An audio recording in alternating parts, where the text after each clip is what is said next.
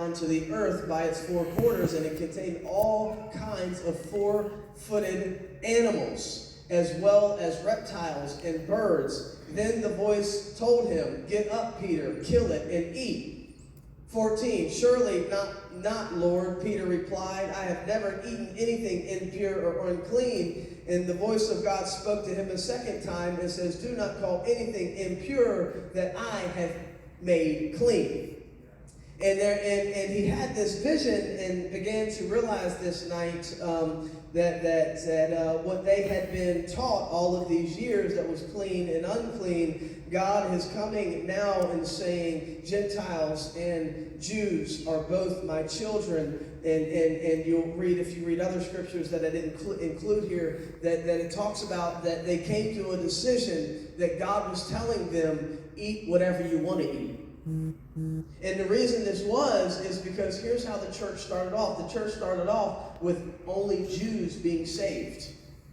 Right? So all the Jews are saved, and the Jews are saved. Well, they're saved, right? They're like, well, we don't eat pork, and we don't eat shellfish, and we don't eat this, and we honor these festivals, and we do all these things. And now these non-Jews are getting saved.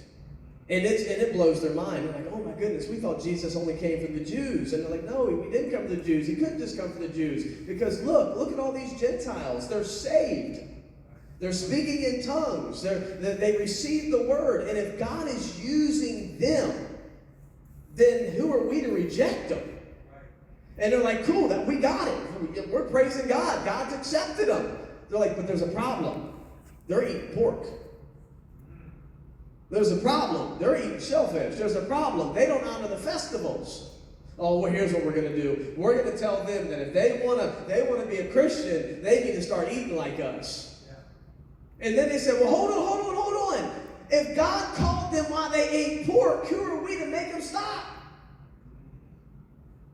And through all of their conversations and council meetings, what they finally came to realize is that God called them and saved them right where they were, and it wasn't their job to make people change into who they are or what they like, because if God accepts them, we're not going to reject them. Right? And this, so now this revelation comes in Acts, because remember, you got Matthew, Mark, Luke, and John. This is the Gospels, Jesus' life. Now Jesus dies. He's dead now. And then we have the book of Acts. Acts is the Acts of the disciples, the Acts of the apostles, the Acts of the church. And in the book of Acts, they have this revelation that God died for the Jew and the Gentile, and that they don't need to change the way they eat. They don't